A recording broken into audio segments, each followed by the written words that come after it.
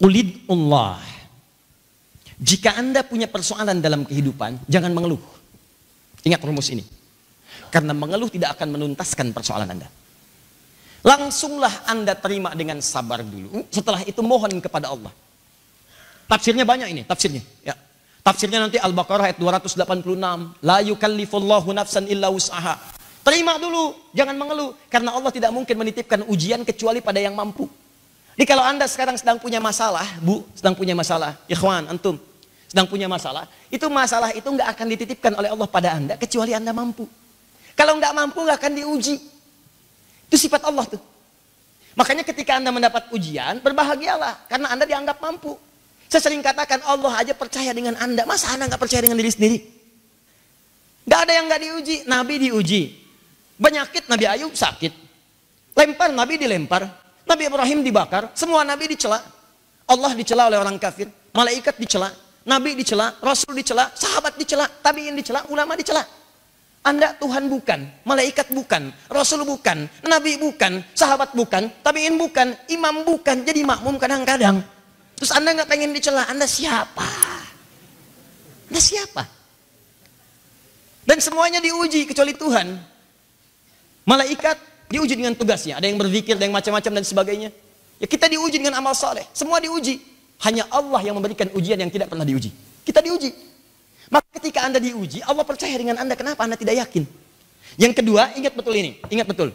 Ada kaidah mengatakan sifat Allah itu gemar memberikan kemudahan bukan kesulitan. Al-Baqarah 185, yuridullahu bikumul yusra, wala yuridu bikumul usra. Allah menginginkan kemudahan bagi hidup Anda, bukan kesulitan. Jadi kalau Anda sulit hidupnya, bukan Allah yang salah, Anda sendiri yang memilih susah.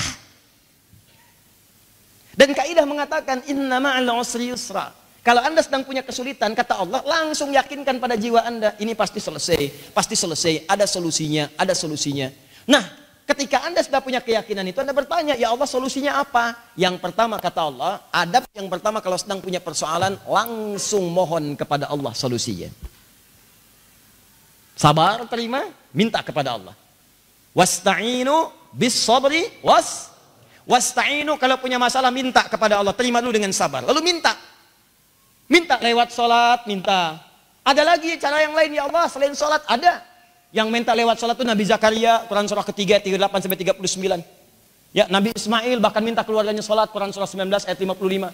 Nabi Isa, Quran surah 19 ayat 31 sampai 33. Nabi Musa diminta sholat, Quran surah ke-20 ayat ke-14. Semua Nabi Rasul sholat, masa Anda bukan Nabi bukan Rasul nggak sholat? Nah di luar itu berdoa, kata Allah minimal kalau belum tiba waktunya sebut namaku, kulin Allah, minta ya Allah. Awidur Rahman, ya Rahman. Atau yang paling menarik, ini yang luar biasa. Ayyamma tad'u falahul asma'ul husna. Alhamdulillah. Ayyamma tad'u, setiap Anda punya persoalan, minta kepada Allah, falahul asma'ul husna. Dia punya nama-nama terindah yang terbaik. Husna itu bukan sekedar bagus, tapi nama yang sesuai dengan kebutuhan Anda. Silahkan. Anda punya masalah dalam rezeki, kesulitan, minta ya Allah ya Razzaq. Anda punya masalah yang belum tuntas, ya Allah ya Al-Fattah. Anda diganggu orang di pekerjaan, Allahumma ya Allah ya Al-Jabbar, ya Al-Malik. Anda ingin dikuatkan kesabaran, Allahumma ya Sabr. Anda besok berhadapan dengan ujian, ingin dikuatkan pikiran Anda, Allahumma ya Al-Alim. Minta banyak sekali. Dan hebatnya, tidak ada kebutuhan Anda, kecuali Allah memiliki nama terbaik untuk Anda memanggilnya. Sesuai dengan apa yang Anda butuhkan. Makanya kalau baca Al-Asmaul Husna, saran saya, kalau berhafal silahkan. Tapi kalau memohon doa, jangan disebutkan semuanya, repot Anda nanti. Ya Allah, ya Rahman, ya Rahim, ya Malik, ya Al-Qudus, terus. Nggak punya masalah, ya sabar. Minta sabar itu artinya minta masalah. Sabar itu, sabar, temannya itu masalah. Buka Quran surah kedua ayat 155, paling kiri sebelah atas. Walanabluwannakum bisyai, kami akan uji setiap orang dengan masalah. Minal khauf, khawatir, wal ju' lapar, wa naqsi minal amwal, harta berkurang, wal anfus, sakit sampai meninggal, wa thamarat, hasil kerja keras diambil orang, wa basyiris sabirin, ditutup dengan sabar. Berbahagialah orang-orang yang sabar saat diuji, sabar bersanding dengan ujian. Jadi kalau Anda nggak ada apa-apa minta sabar, artinya Anda minta diuji. Nah, di antara nama lagi ada yang lain, apa itu? Nama Allah yang memberikan keberkahan. Apa itu berkah? Ziyadatul khair, bertambah nilai kebaikannya. Ini rahasia terbesarnya. Berkah itu bertambah nilai kebaikannya, ziyadatul khair. Dikala mata dapat berkah di mata ini, maka dia hanya akan melihat yang baik-baik saja. Qul lil mu'minina yaghuddu min absarihim, katakan pada pria-pria beriman, palingkan matamu dari hal yang tidak baik. Ada orang yang mendapat berkah matanya, dari Allah diberkahi matanya, maka dia hanya melihat yang baik-baik saja. Yang baik lihat, tidak baik dia palingkan. Tayangan baik lihat, yang tidak baik dia palingkan. Makanya kalau mata Anda pernah digunakan pada yang tidak baik, maka tidak ada keberkahan pada penglihatan itu. Lebih berkah orang yang nggak bisa lihat tiba-tiba hafal Quran.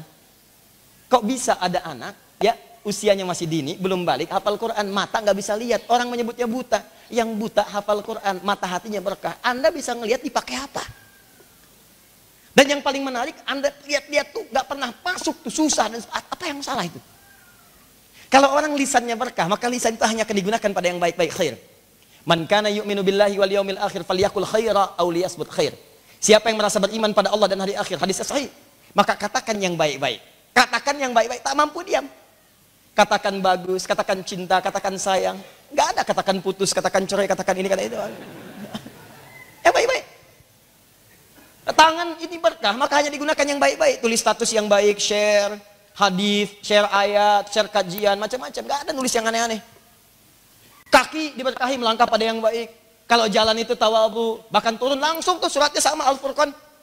Buka Quran surah ke-25 ya, ayat 63 itu. Wa ibadur rahmanil ladzina yamshuna 'alal ardi hauna wa idza khatabahumul jahiluna qalu salama. Hamba Allah yang penyayang itu kalau jalan tawadhu, melangkah ke tempat yang baik, caranya baik. Kalau diprovokasi oleh orang, khatabahumul jahilun. Dia dulunya kumpul-kumpul, sekarang kumpulnya di majelis ilmu. Diprovokasi oleh orang soleh, padahal namanya Asep misalnya. Ya? Masya Allah, qalu salama. Dia menjawab dengan jawaban yang lebih bagus lagi. Soleh. Masya Allah, nama saya Asep, masih seperti dulu. Dan semoga Allah mengumpulkan kita menjadi soleh insya Allah. Amin. Orang-orang begitu. Dia biasa aja, alhamdulillah. Pamit dulu ya. Kemana kamu? Saya sudah dulu sama-sama kan kita ngejar dunia. Saatnya sekarang saya mau ngejar akhirat. Pim. Assalamualaikum. Dan Anda doakan dia. Itu yang paling indah. Nah itu yang disebut dengan keberkahan, ziyadatul khair. Di pakaian ada keberkahan, maka Anda akan gunakan pada yang baik-baik. Nggak pernah dipakai maksiat. Apalagi pakaian dibuka untuk mengumbar aurat. Tadi di Kelapa Gading saya sampaikan, manusia sekarang tuh agak aneh. Fungsi pakaian itu menutup aurat. Sekarang orang aneh, pakai pakaian kok dibuka auratnya. Paham nggak maksudnya? Ini kan pakaian ini dipakai untuk menutup aurat. Ini aneh orang dipakai lalu dibuka auratnya. Kalau mau dibuka aurat ngapain pakai baju?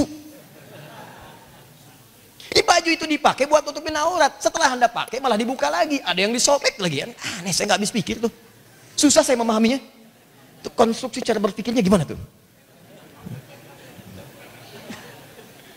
Ya kalau mau berlomba buka pakaian, ya Anda nggak akan menang. Binatang lebih jagoan. Silahkan cek. Silahkan. Main-main keragunan deh. Silahkan cek. Absen satu-satu. Monyet keluar. Pakai pakaian? Enggak. Sapi keluar, dari sapi yang begini, begitu, keluar, nggak pakai pakaian. Gajah tampil biasa tanpa busana. Dan hebatnya ketika Anda pakaikan pakaian pada mereka, mereka risih.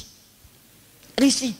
Ih gajah malu kelihatan aurat, saya pakein ya. Wah. Masuk kandang singa, pakein tuh singa sarung. Itu bedanya dengan manusia. Manusia itu kebalik, kalau nggak berpakaian risih. Itu poinnya. Jadi pertanyaan saya, Anda itu manusia apa binatang? Coba pikirkan lagi. Jelas ya? Nah, itu sederhana saja. Itu begitulah.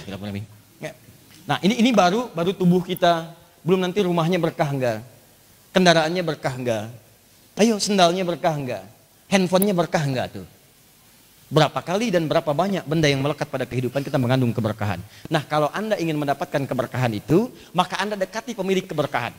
Pemilik keberkahan punya sifat memberikan berkah. Berkah yang kuat yang diberikan, saya yang punya, saya pegang kuat. Dan saya berikan pada yang saya kehendaki. Maka bahasa Arabnya tabarak. Allah menyebut dirinya tabarak. Tabarakalladzi biyadihil mulk di surat Al-Mulk. Wa huwa ala kulli syai'in qadir. Ya lihat. Saya yang punya kekuasaan. Kekuasaan disebut oleh Allah. Kalau kekuasaan itu saya berkahi, maka dengan itu akan memberikan manfaat dalam kehidupan. Dia yang punya. Makanya kalau Anda menginginkan kekuasaan, kepemimpinan yang baik, yang dekat dengan keberkahan, banyak manfaatnya, bicaranya manfaat, kebijakannya manfaat, hal-hal lainnya manfaat, keputusannya manfaat, maka sebelum Anda kemudian beranjak bercita-cita mendapatkannya, dekati Allah sang pemberi manfaat. Maka semua, baik hidup atau wafat, Allah akan berikan manfaat di dalamnya.